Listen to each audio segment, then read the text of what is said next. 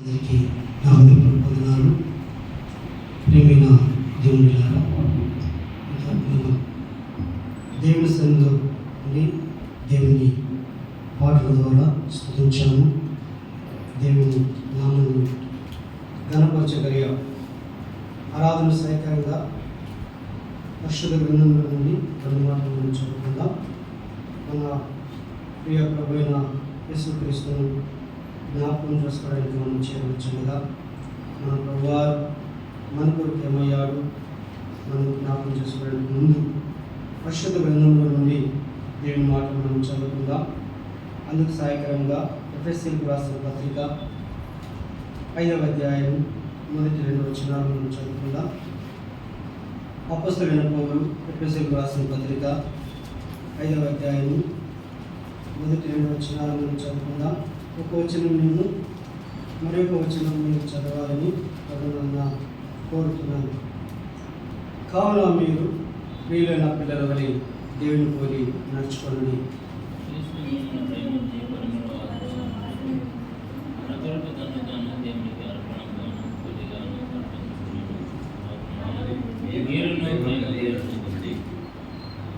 రెండవ వచనం మనం అందరం కలిసి గట్టిగా చదువుకుందాం. పరిమళ వాసనగా ఉన్నట్టు మన కొరకు తను తాను దేవునికి అర్పణగాను బలిగాను అర్పించుకోండి. అలాగే మీరు ప్రేమ కలిగి నడుచుకోండి. ప్రేమ నాకున్నారా చదువుకున్న వాక్య భాగం నుండి ఆరాధన సహకారంగా మనం ఆయా సందర్భాల్లో ఆ రీతులుగా మనం విని ఉంటాం. అయితే ఈ సమయంలో ఆ భాగంలో నుండి ఆరాధన సహకారంగా మన ప్రియ ప్రభు వారు మనకు ఎలాగో కనబడుతున్నాడు, మనల్ని ఎలాగో ప్రేమించాడో మనం జ్ఞాపకం చేసుకుంటూ ప్రభువారిని మనం స్తుతించుదాం. ఈ భాగాల్లో మనం చదువుకున్నట్లయితే, కావున మీరు ప్రియులైన పిల్లల వలె దేవుని పోలి నడుచుకోండి. క్రీస్తు మిమ్మల్ని ప్రేమించి పరిమళ వాసనగా ఉన్నట్టుకు మన కొరకు తను తాను దేవునికి అర్పణగాను బలిగాను అప్పగించుకొనెను. ప్రేమైన దేవుని బిడ్డలారా, మన ప్రభు యేసుక్రీస్తు వారు ఈ భాగాల్లో మన కొరకు అర్పణగాను బలిగాను అప్పగించబడిన ప్రభుగా మనం చూస్తున్నాం. అయితే ఆయన అర్పణగా బలిగా అర్పించబడక ముందు ఆయన మరి ఎలాంటి వాడో మనం ఆలోచించినట్లయితే ఆయన గురించి ఎన్నో లేఖనాల్లో మనం చూస్తున్నాం. ఆయన నిజంగా ఆయన గొప్పవాడిని, ఆయన శ్రీమంతుడిని, ఆయన ప్రభుల ప్రభువుని, ఆయన ఎవరునూ సమీపింపరాని తేజస్సు కలిగిన దేవుడిని, అతి సుందరుడని, అతి కాంక్షణీయుడని, ధవళవర్ణుడని, రత్నవర్ణుడని, ఆయన 10,000 మందిలో గుర్తింపదగిన అతి సుందరుడని మన ప్రభు అయిన యేసుక్రీస్తుని గురించి మనం వింటున్నాం. అయితే ఆయన ఇంకా ఎలాంటి వారిని మనం ఆలోచించినట్లయితే యెషయా గ్రంథంలో మనం చూసినట్లయితే 57వ అధ్యాయంలో మనం చూసినట్లయితే 15వ వచనంలో మనం చూసినట్లయితే ఆ ప్రభువారు ఎలాంటి స్థానంలో ఉన్నాడు, ఎలా ఉన్నాడు, ఎలా ఉండటం బట్టి ఆయన ఎక్కడున్నాడు తానే తన గురించి తెలియజేస్తున్నారు. చూడండి, యెషయా గ్రంథం 57వ అధ్యాయము మరి 14 నుండి మనం చదువుకుందాం, లేదా 15వ వచనం మనం చదువుకుందాం.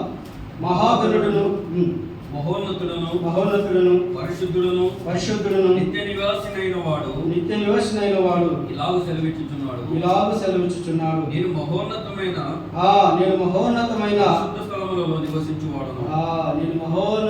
పరిశుద్ధ స్థలములలో నివసించువాడు. కాబట్టి ఆయన ఎక్కడ నివసించేవాడంటే మహోన్నత స్థలంలో నివసించేవాడు. అయితే ఎలాంటి వాడంటే మహోన్నత స్థలంలో నివసించేవాడు, కానీ ఆ స్థలం ఎలాంటిదంట? మహోన్నతమైన పరిశుద్ధ స్థలములో నివసించేవాడు అని తెలియజేస్తున్నాడు. కాబట్టి ఆయన మహోన్నతుడు, ఆయన పరిశుద్ధుడు, మహోన్నతమైన పరిశుద్ధ స్థలములో నివసించేవాడు. అయితే ఆ ప్రభువారు మన కొరకు బలిగాను అర్పణగాను అప్పగించుకున్నట్లుగా మనం చూస్తున్నాం.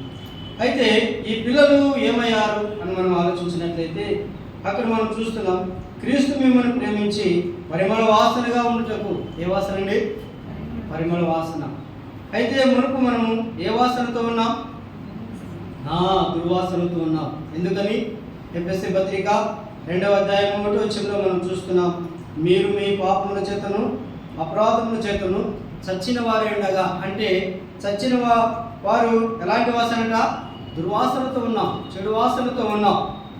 పిల్లలే కానీ మనము చెడిపోయిన పిల్లలుగా మనము కనబడుతున్నాం.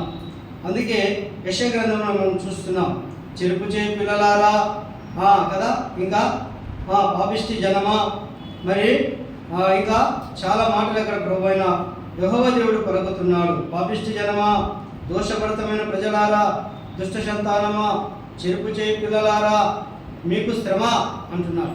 చూడండి, ఇక్కడ మనం చూస్తున్నాం, పిల్లలే కానీ చెరుపు చేసిన పిల్లలమే కానీ దోషభరితమైన ప్రజలము, పిల్లలే కానీ దుష్ట సంతానమైన పిల్లలంగా, చెరుపు చేసిన పిల్లలుగా మనం చూస్తున్నాం.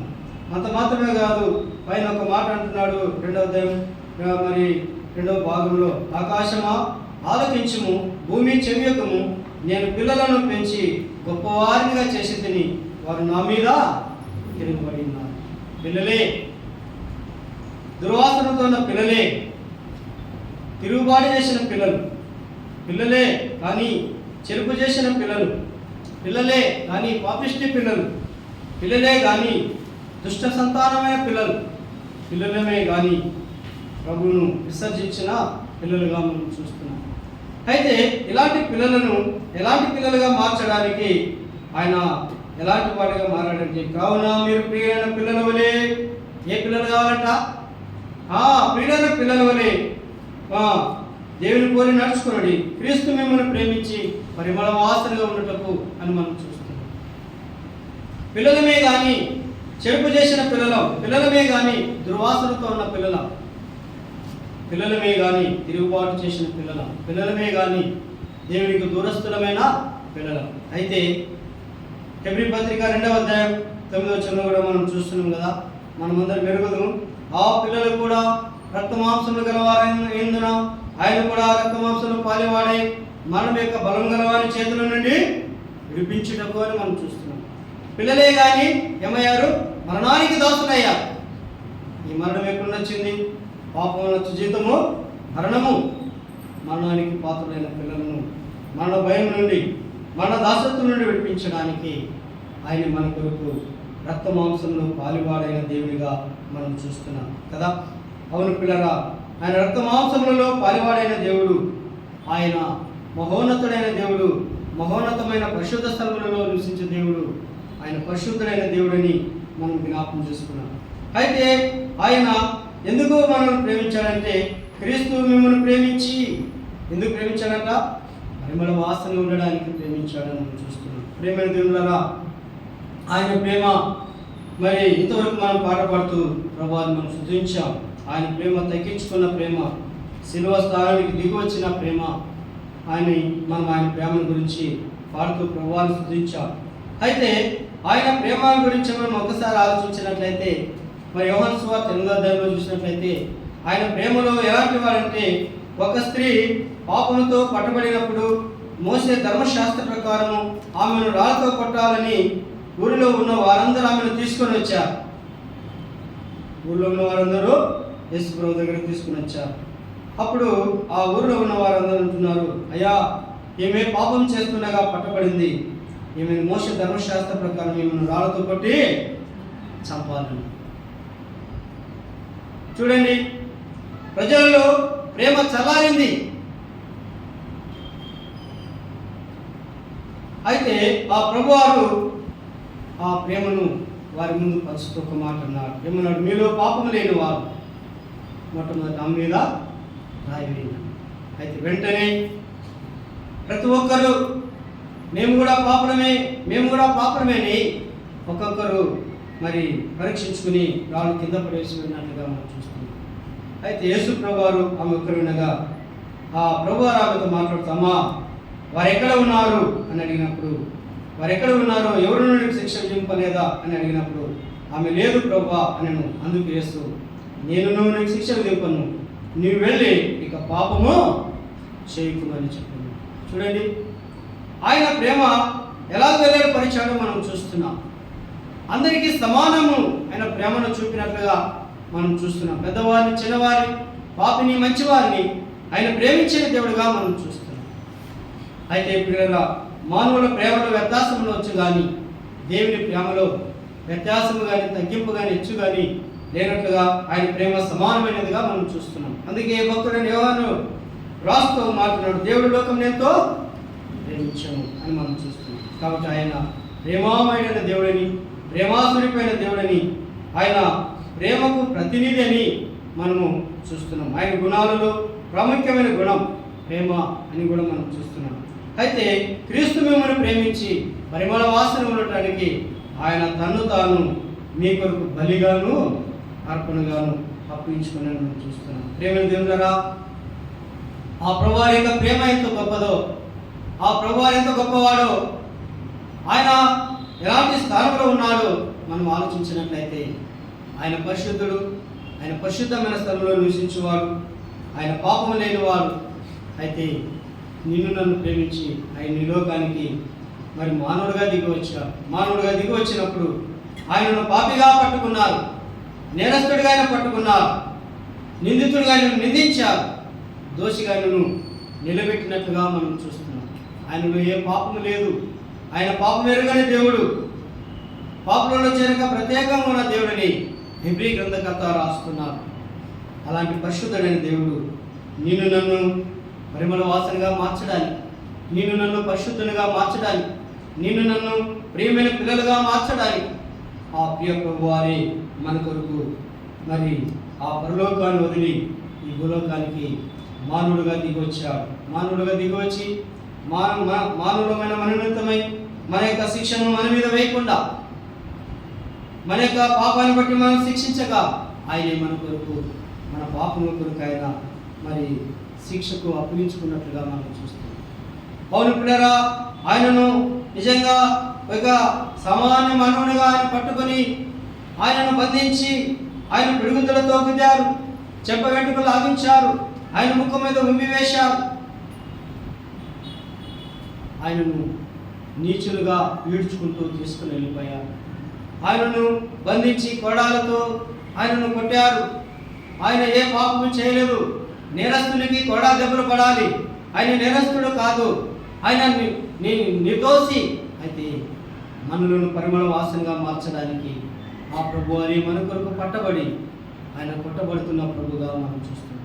కొరడాలతో కొట్టారు, ఆయనను వీళ్ళ చివరకు శిలువకు వేసినట్లుగా మనం చూస్తున్నాం. ఆయనను శిలువకు వేసి మేకులతో కొట్టి, ఆయన హృదయంలో బల్లె కోటు పొడిచి, ఆయన చేతుల్లో మేకులు కొట్టి, ఆయన కాళ్ళలో మేకులు కొట్టి, ఆయన తల మీద ముండ కిరీటం పెట్టి ఆయనను చిత్రహింసలుగా శిక్షించి ఆయనను శిలువ వేసినట్లుగా మనం చూస్తున్నాం. వీళ్ళరా, ఆ ప్రభువారు మన కొరకు శిక్షించబడి శిలువ వేయబడినప్పుడు ఆయన అలాంటి వాడిగా కనబడుతున్నాడంటే యెషయా గ్రంథకర్త రాస్తున్నాడు. ఆయన ఎండిన భూమిలో లేత మొక్కవలే పెరిగను. అయితే మన కొరకు మనుషులు చూడనులేని వాడుగా మారిపోయాను. మనుషులు చూడనులేని వాడుగా మారిపోయాడు. ఎవరి కొరకు మారిపోయాడు? మనుషులమైన మన కొరకు, పాపులమైన మన కొరకు, మరణానికి పాత్రులమైన మన కొరకు, దుర్వాసనతున్న మన కొరకు, ఆయన మన కొరకు మనుషులు చూడనులేని వాడుగా మారిపోయాడు. ఆ రూపం మనది, ఆ గాయాలు మనవి, ఆ దెబ్బలు మనవి, ఆ యొక్క స్థానం మనది. అయితే ఆ ప్రియ ప్రభువారు నిన్ను నన్ను ప్రేమించి నేను ఆ పాప శిక్షను ఆయన భరించి ఆయన మనుషులు చూడని వాడుగా మారిపోయిన ప్రభుగా మనం చూస్తాం. అంత మాత్రమే కాదు, అతడు వ్యసనక్రాంతుడుగా మారెను, వ్యాధిగ్రస్తుడుగా మారెను, వికారముగా మారెను. అవును పిల్లరా, దెబ్బ మీద దెబ్బ దేహం మీద పడుతున్నప్పుడు ఆయన రూపాన్ని, ఆకారాన్ని కోల్పోయిన ప్రభుగా మనం చూస్తున్నాం. 10,000 మందిలో గుర్తింపదగిన అతి సుందరుడు స్వరూపాన్ని, సొగసును కోల్పోయిన ప్రభుగా మనము ఆయనను చూస్తున్నాం. అందుకే భక్తుడైన యోహాను తన మొదటి పత్రికలో రాస్తూ ఏమంటున్నాడు చూడండి. ఆయన ప్రేమను వెల్లడిపరుస్తూ ఒక మాట పలుకుతున్నాడు. భక్తుడు ఏమంటున్నాడు? యోహాను రాసిన మొదటి పత్రిక 3వ అధ్యాయం, యోహాను రాసిన మొదటి పత్రిక 3వ అధ్యాయం మొదటి వచనంలో మనం చూస్తున్నాం. మనము దేవుని పిల్లలమని పిలువబడినట్లు తండ్రి మన కట్టి ప్రేమ నన్ను గ్రహించను చూడి. ఒక్కసారి మనను భక్తుని యోహాను సెలవులో ఉన్న క్రీస్తును చూపిస్తున్నాం. మనము దేవుని పిల్లలమని పిలువబడినట్లు చేయడానికి ఆయన ఎలాగ మార్చబడ్డాడు, ఆయన ప్రేమ ఎలాంటిదో ఒక్కసారి ఆ శిలువలో వేలాడుతున్న ప్రభువాన్ని చూడండి. ఆయన చేతులను చూడండి, ఆయన చేతులలో కొట్టబడిన మేకులను చూడండి, ఆయన దేహం మీద పడిన కొడా దెబ్బలను చూడండి, ఆయన గాయాలను చూడండి, ఆయన కాళ్ళలో కొట్టబడిన మేకులను చూడండి, ఆయన గాయాల నుండి కాచబడుతున్న రక్తాన్ని చూడండి, ఆయన తల మీద కూర్చోబడిన ముళ్ళ కిరీటాన్ని చూడండి. ఆయన ముళ్ళ కిరీటం కూర్చోబడగా ఆయన తలలో నుండి కారుతున్న రక్తాన్ని మీరు చూడండి. ఆయన మీ కొరకు పొందిన గాయాలను మీరు జ్ఞాపకం చేసుకోండి అంటూ మరి మనలను ఎలా ప్రేమించనో చూడండి పిల్లరా. ఆయన ప్రేమ వర్ణాతీతమైనది, ఆయన ప్రేమ మార్పు లేనిది, ఆయన ప్రేమ మనలా మరి ఎన్నడూ తరగని ప్రేమ. అలాంటి ప్రేమతో మనల్ని ప్రేమించాడు. ఆయన ప్రేమ మనలను తన పిల్లలుగా మార్చింది. దుర్వాసనతో మనలను మంచి సువాసన గల పిల్లలుగా, ప్రభువుకు ప్రియమైన పిల్లలుగా మనల్ని మార్చింది. మరి పిల్లరా, మనము మునుపు దూరస్థులమైన పిల్లలం, అయితే ఆయన రక్తం ద్వారా మనం సమీపస్తులుగా చేయబడిన పిల్లలుగా మనం చూస్తున్నాం. మరణానికి పాత్రులమైన పిల్లలు మనం మరణ దాస్తం నుండి మనం విడిపించడానికి ఆయనే మన కొరకు రక్తము గార్చి ప్రాణం పెట్టి సమాధి చేయబడి తిరిగి 3వ దినాన లేపబడిన ప్రభుగా మనం చూస్తున్నాం. మరణాన్ని జయించిన ఆ ప్రభువాన్ని మనం చూస్తున్నాం. ఆయన ప్రేమ మనమును జయించినదిగా మనం చూస్తున్నాం. ఆ ప్రేమ ద్వారా ఆయన పిల్లలుగా మనము ప్రేమను దేవులారా, ఆయన ప్రేమ ఎంత గొప్పదో, ఆయన త్యాగం ఎంత గొప్పదో, ఆయన మన కొరకు పొందిన శ్రమలు ఎంత వేదనకరమైనదో ఒకసారి మనం ఆలోచించేద్దాం. ఆరాధనలు ప్రభుని ఆరాధించక ముందు ఆయన యొక్క వీపు మీద దెబ్బ పడినప్పుడు ఆయన ఎంతగా బాధపడ్డాడు, దెబ్బ మీద దెబ్బ పడినప్పుడు ఆయన ఎంతగా నలిగిపోయాడు, ఆయన స్వరూపాన్ని చూసినంతగా కోల్పోయాడు. ఒకసారి మన పాపం యొక్క శిక్ష ఎంత భయంకరమైనదో మనం ఆలోచన చేద్దాం. ప్రభువాన్ని ఆరాధిస్తున్న మనల్ని ఎంతగా ప్రేమించాడు, మన కొరకు ఆయన ఎంతగా గాయపరచబడ్డాడు, మన కొరకు తన రక్తాన్ని ఎంతగా కార్చాడు, మన కొరకు తన ప్రాణము ఎలా అర్పించుకున్నాడు ఒకసారి మనం జ్ఞాపకం చేసుకోవాలి. ఆయన ప్రేమించాడు, దాన్ని శిక్షించలేదు. ఆయన శిక్షించింటే మనం ఏమైనా వారమో మనకు తెలియదు, కానీ ఆయన మనం శిక్షించక ప్రేమించి మన కొరికి తన ప్రాణం పెట్టి తిరిగి లేచాడు. మనము దేవుని పిల్లలమని పిలవండి. ఏ పిల్లలమండి? దేవాది దేవుని పిల్లలం, సజీవుని పిల్లలం, పరలోక పిల్లల మనం, పరిశుద్ధుని పిల్లల మనం, యాజకుని పిల్లల మనం, రాజాదిరాజు పిల్లల మనం, ప్రభు పిల్లల మనం సామాన్యమైన పిల్లలము కాదు పిల్లలు. కాబట్టి మనం ఆయన బల చుట్టూ మొక్కలలో చేరి ఆయన బలలో పాల్పొంది ఆయన ఆరాధించే పిల్లలుగా ఒలివ మొక్కల వలె మనలను ఆ ప్రభువారు చేశాడు.